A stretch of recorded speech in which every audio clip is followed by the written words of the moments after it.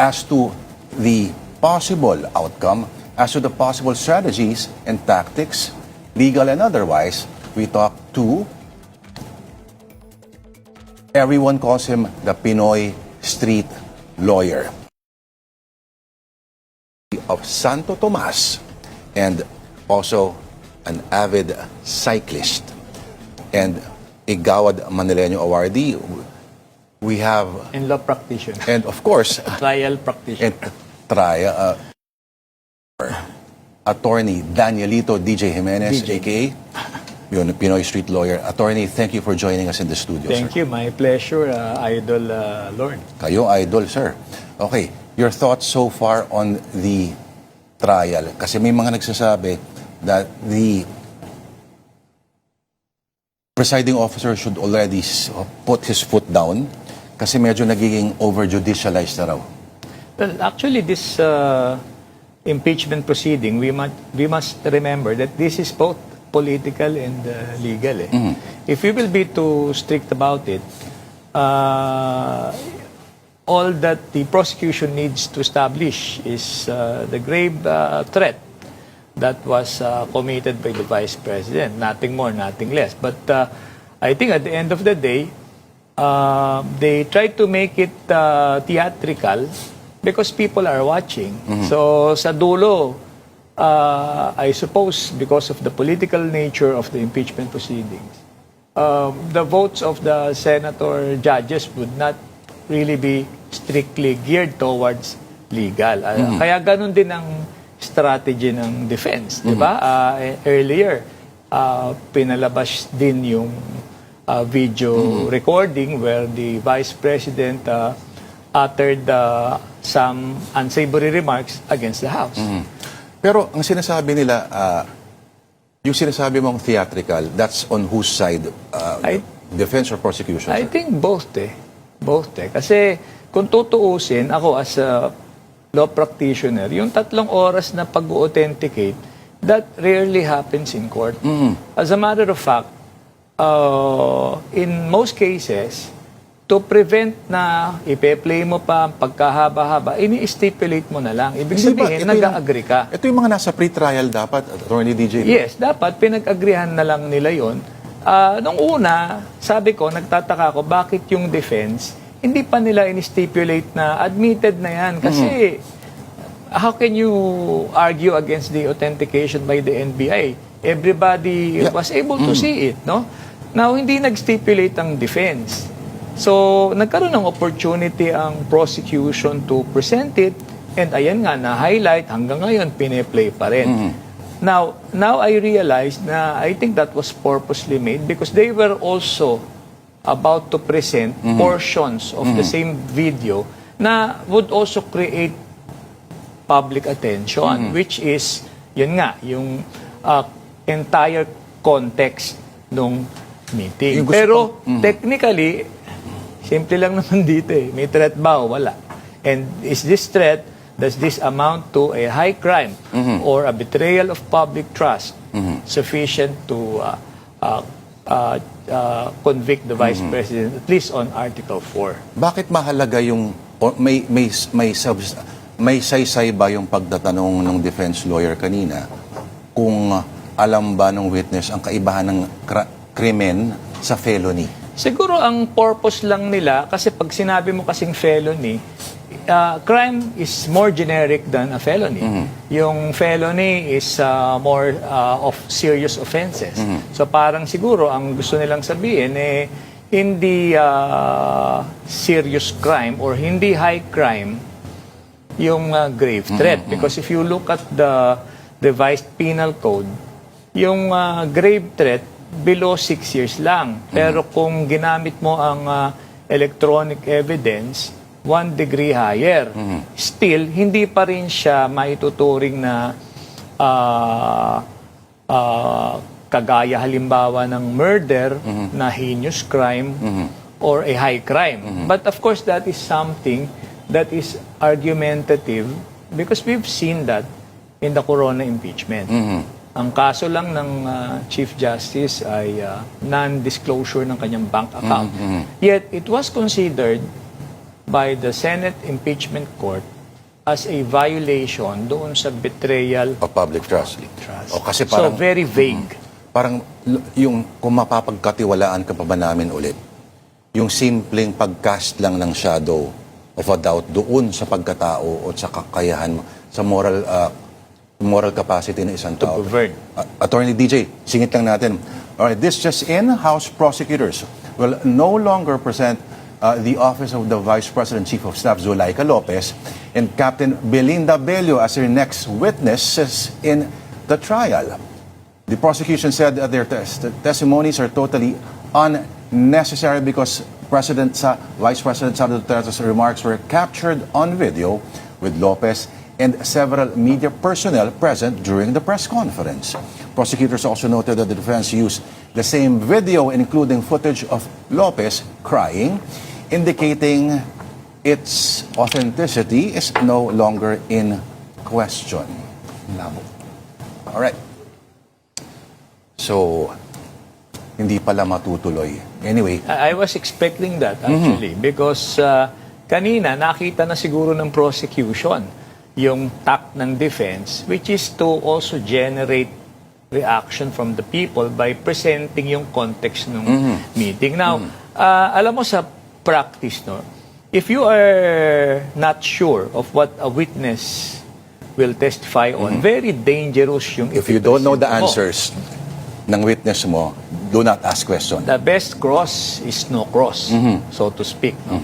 So, very dangerous din to present a hostile witness, lalo na kung magiging mahusay ang pagsagot niyan. And yun nga lang, ang impeachment kasi is not similar to a court proceedings, Oo. both political and legal. But if it would have been an ordinary court proceedings, hindi mo kagad pwede kang magpatawag ng adverse or hostile witness. Kailangan, avail mo muna yung modes of discoveries na tinatawag, yung written interrogatories. Ibig sabihin, tatanungin mo na muna siya, ano ba yung gusto mong ma-elicit? Last resort, yung So pwede yun. ipapatestify mo siya. Pwede itanong yun out loud. Yung ano ba yung point nitong question. Parang yung okay lang ba yun? Kasi parang yung kay Risa Ontiveros, may mga nag-question. Kung yung tinatanong ba halimbawa ng prosecution would lead to a specific conclusion. Yung manner of questioning ng mga senator judges, ako hindi lang ako nag-agree na ang tinatanong nila yung abogado because the lawyers are not the witnesses. Ang clarificatory questions should be directed to the witness. Nung mga unang araw, parang may mga questions sila na directed sa Abogado. sa lawyers na nag-o-orate na tuloy. Then again, sasabihin nila, hindi naman to standard criminal procedure. Ayun nga kasi, yun ang ano. Pero sa tingin ko, that has to be corrected and I think ang presiding officer, kinlarify na na you direct your questions to the Oo. witnesses. Ang hirap, no? Di yung nakasulat sa bato, parang the rules of procedure will be as practicable as possible. Sino magde-decide doon at hindi wala yatang Very linaw yun. vague Tony, siya, diba? very fluid kasi nga, again, we go back to the definition of an impeachment proceedings which is both political and legal. Ang medyo gusto ko din i-raise sana, no? Kasi at the end of the day, ang question sino ba nag-finance ng impeachment proceedings? Yung million na ginagastos nila, every taxpayer does that. So, I think it's right to call for accountability, but to allow it to prolong this much, na it will take 3 hours to authenticate a document, parang baka meron pang ways and means by which the impeachment court can avail of certain procedural grounds under the rules na mapapabilis. And what is that? Sa regular court proceedings, sa civil cases, allowed yung tinatawag na judicial affidavit. Ibig sabihin, yung direct examination na ginagawa ilang oras, pwede mo nang i-reduce in a judicial affidavit. Anyway, this is public, pwede nilang i-upload. And then during the hearing, ipapa-identify na lang yun.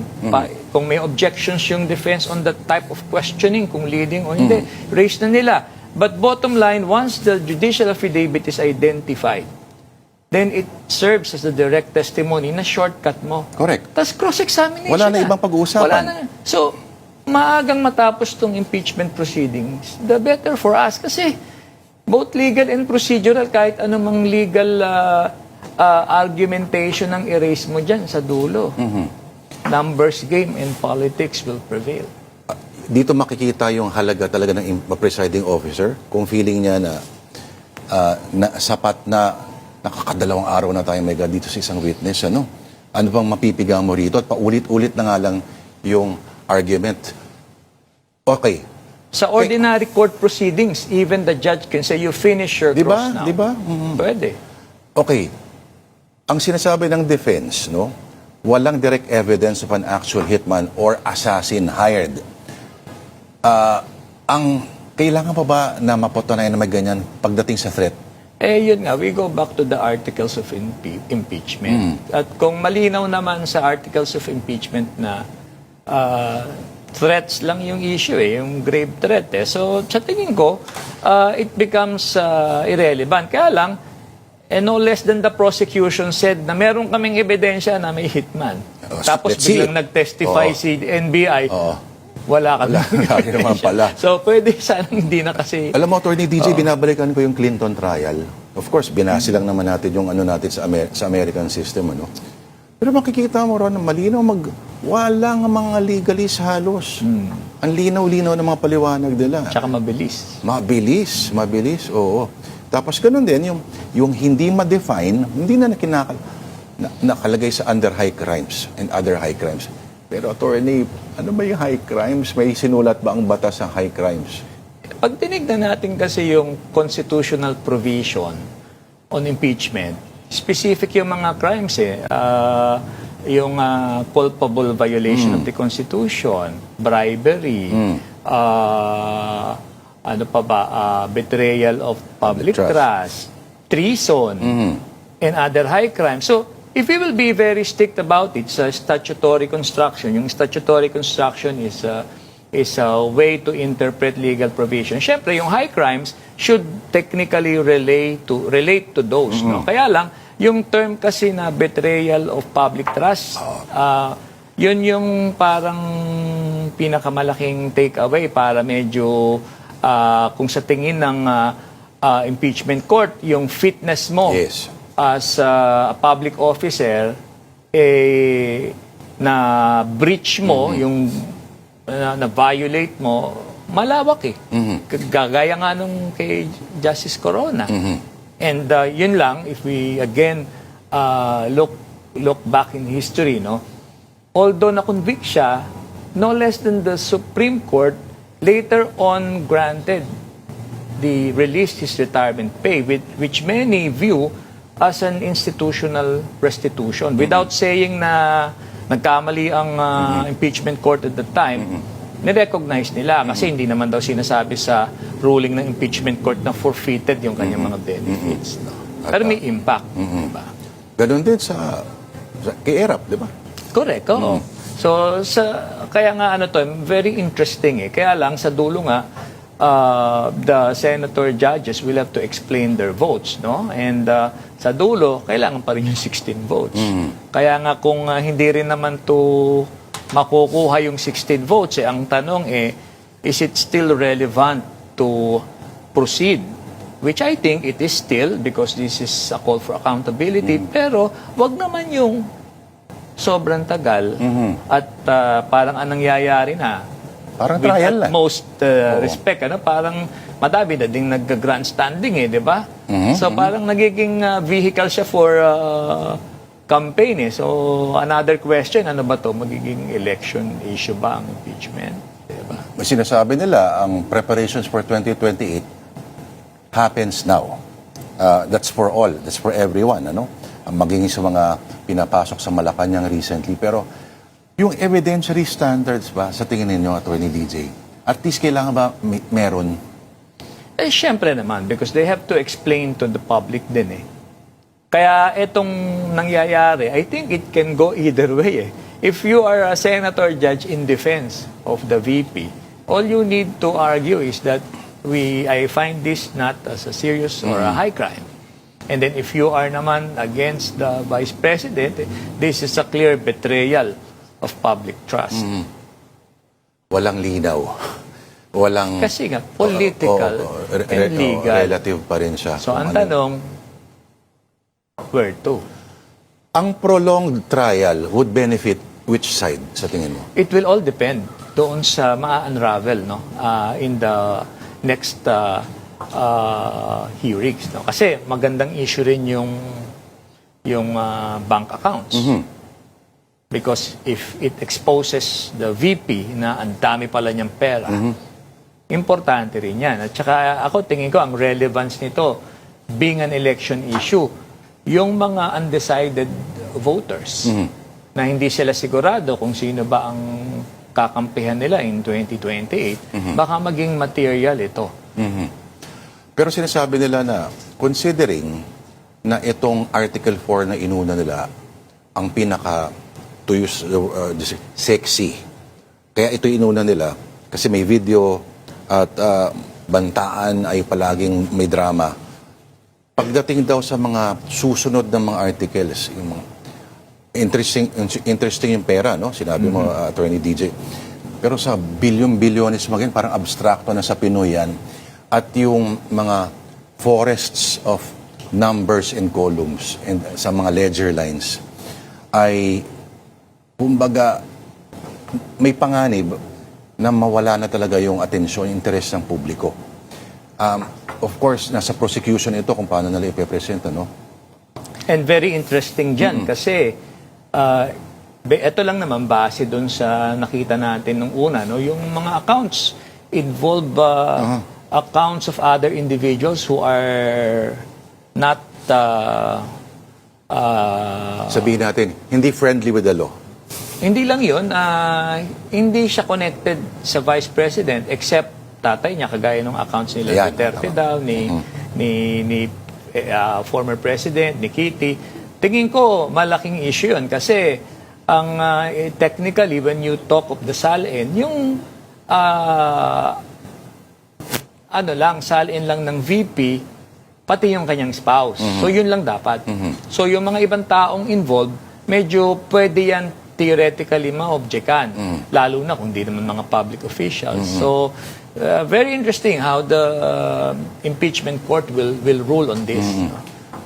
Yung issue kanina ng sedition, inciting to sedition, nakakapagtaka lang na itong NBI agent, tinanong siya kahapon about certain things na medyo institution-wide na supposedly yung tanong. Na sinasabi niya, parang to the effect that it's way above my pay grade. Pero kanina, nung tinanong siya about yung, why do you think it's inciting to sedition? Sinite ang Facebook at Attorney DJ at sinabi niya, binase ko sa mga comments sa Facebook na yung mga tao are ready to rally behind her at mag-EDSA, etc., etc. Katanggap-tanggap ba yun ngayon? Well, again, in purely legal discourse, kulang yun, di ba? Kasi ang element ng inciting to sedition, you incite the people to rise up in arms against the government. Medyo there's a thin line between criticizing the government and yung reaction nga nila. Kasi hindi porke kinriticize mo, tapos nagalit sila, inciting to sedition na. Dapat talaga sinasabi mo, wag niyong sundin. O ipiprevent mo ang branches of government to perform yung kanilang constitutional duty. At the same time, I think, I'm not sure if tinanong ng defense na was the Vice President ever charged in court, no? Kasi malinaw naman yun, kahit sabihin ng NBI na it could amount to inciting to sedition, grave threat, but the fact is, ala pang court case na nafa-file and wala rin conviction. But at the same time, again, this is an impeachment court. No? So for purposes of impeachment proceedings, pwede pa rin, in theory, sabihin ng senator judges, to our mind, this is inciting to sedition. To our mind, this is grave threat. Kahit wala pang conviction. Kasi iba ang criminal proceedings, iba ang impeachment. Pero attorney, siyempre may kukontra pa rin sa hirit mo na as much as possible, ito pa rin ay may judicial kumbaga worth, may both Legal may dapat, legal may dapat. legal Oh, pa may rin. legal oo. basis, di ba? Parang, sino ba magde-decide dong sa linya? Impeachment court, syempre. Yung At korte saka, technically, yung presiding officer ang mag-assess din nun eh. Kung So, in a way- i-allow ba yung evidence to be introduced or So not. in a way, mahirap din yung walang legal training yung presiding officer. Oh, definitely. Ako, tingin ko, tama lang na si Senator Cheese in terms of experience niya sa trial practitioner. Kasi nag-practice naman yan. Oo, oo. So, hindi kasi porke naging abogado ka na at ang pamilya mo, pamilya ng mga abogado, kaya mo na mag-practice. In fact, may scarcity ng mga law practitioners. Nako, sinabi mo yan. Kaya maganda rin tong impeachment proceedings dahil hopefully may mga ma-encourage na mag-law, mag-practice. Yan. Ako, ilang taon na ako nagpa-practice. Hindi ko pa ma-perfect. Puro practice. Pinag-usapan namin isang batang abogado. Kumukonti raw ang mga naglilitigate ngayon. Yes, I would say so. Kasi walang pera. Well, in general. Talaga? Well, hindi siya ganun. If you compare it siguro sa corporate practice, no? Kasi sa corporate, yung tinatawag na table lawyering, na Yes. hindi ka na kailangan mag-travel kung saan-saan. Transaction lawyer ka. Mas malaki kita sa ganun. Sabi nila.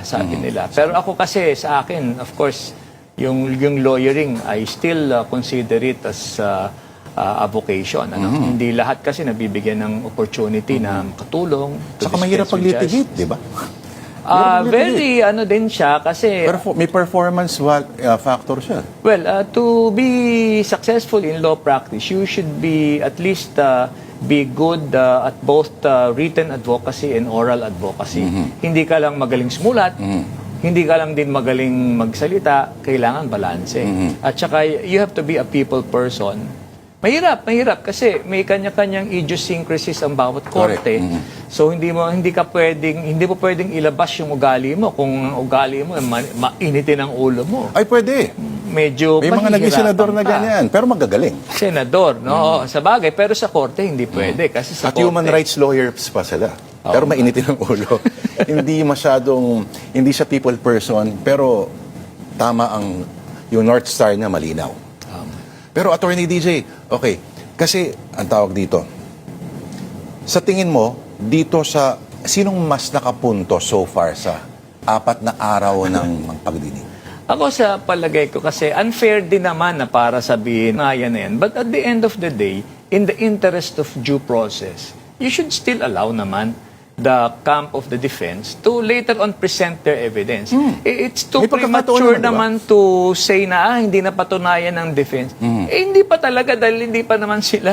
In fact, in practice, you don't establish your evidence through the other party's evidence. Kumbaga, if it's your time to present your evidence, talagang doon ka magdo-double time. Pero pwede mong sirain. Nagsirain. As to whether or not nasira o hindi, ako sa tingin ko, yung objective ng defense in showing na nagkaroon ng bias, no? Yung NBI, it might not be directly relevant to the charge of threat dahil lang purpose lang nila i-establish na threat was committed. As to whether or not there was bias, nagkaroon ba ng procedural lapse, that would be secondary. Pero doon sa kanilang effort to play, no? Yung pakita yung more or less the other context of the meeting, malaking bagay yan, not in law, but for political purposes. Again, hindi nga legal. Hindi to Yes. purely legal. Hindi kasi siya purely legal. So, yung 11 days na binigay sa grave threats, maaari ding ma-establish yan, of course, yung pagiging hindi stable, yung emotional instability, halimbawa, nitong Vice President, among many other things, pwede nilang gawin. Yun actually yung ginawa nila by continuously playing. In fact, I think they have succeeded kasi yung mga iba na hindi naman nakapanood, nagulat din, no? So, yun ang kanilang purpose. So, yan yung prima facie evidence na ito nga. Meron ngang threat. Ako nga, So, hindi ko alam yung mga may ibang parts pa pala ron na first time ko lang narinig, of course, kasi parang marami doon ay first time nga lang makikita na sa kanyang kabuuan ng 2 hours, ano? Yun nga yung ine-expect ko nung una na ang defense is ni-stipulate na nila. Kasi when you stipulate on electronic evidence, hindi na kailangan i-play kasi ini-stipulate na nga. And maganda, interesting din kasi nung sila na yung nagpapaplay, nag-i-stipulate na yung prosecution dahil maaring ayaw din nila na ma-highlight. Pero nag-rule ang presiding officer Actually, na... pwede nilang pwede nilang igiit yun, di ba? Okay, kaya lang, pinagbigyan na i-play yung sa kanila eh. So, the presiding officer would thought it better na hindi, bigyan na natin, i-allow na natin. So, in that sense, medyo nakapag-introduce sila ng a different perspective insofar as the political aspect of... Tama ba itong observation ng ilan sa mga sumusunod, sir, no, sa media? Ang sabi nila, ang defense may tendency na mag-focus too much on Technicalities. the technicals and the legals. Samantalang, ginagawa yun ng prosecution, but at the same time, alam nila na may nanonood sa kanilang publiko at ina-address nila yung mga bagay niyan. Tama ba yung observation niyo, sir? Well, sabi ko nga, that's the right of every lawyer naman to object. Now, whether or not it is sound o makakatulong, probably for political purposes. Kasi yung alam mo naman ng netizens, ano? Konting reaction lang. Oh, nag-object ganito. Oh, ginrant. They think na big deal ito eh. But in law, if we base it purely on the political considerations, hindi siya ganun ka-relevant. And it does not automatically destroy the fact that there was threat committed. Sa huli, numbers game pa rin to. Sa huli, numbers game in politics. And tingin ko nga dyan, talagang siguro, kung makikita ng mga senator judges na if I convict, will it boost my chances? I will convict. But if it will not, then pwedeng hindi. Yung kanilang gauge for the public opinion pa rin ang mahalaga. Mahalaga. That is the political side of the impeachment. As to whether or not mas magiging controlling yung political aspect of it, well, time will be the ultimate truth teller. Ganda. The pure light of the law, time as the ultimate truth teller. Marami pang pwede mangyari. Marami pang pwede mangyari. May 87 days pa tayo. Alright. Sa mga may nais po isang guni, pwede po kayong pumunta sa official Facebook page po ni Attorney DJ Jimenez, the official Pinoy Street Lawyer Official, Facebook page. dahil nahack yung dati ko kayo. Seryoso? No. Walang patawad 2010 ko pa ginawa yun eh. But it's alright kasi ako naman, that is not really to make money, but it's to educate. It's very important na we give back to society kung ano man yung benefits na nakukuha natin. May dahilan kung bakit ang tawag kay Attorney DJ Jimenez is the Pinoy Street Lawyer. Dalawin niyo po yung kanyang Facebook. Maraming salamat sa My inyong pleasure, oras. sir. Thank you for coming all the way sa studio, Attorney DJ Jimenez. Nagbike ka ba? Kaninang umaga. Ayan. Sa ikaunlad ng bayan, bisikleta ang kailangan.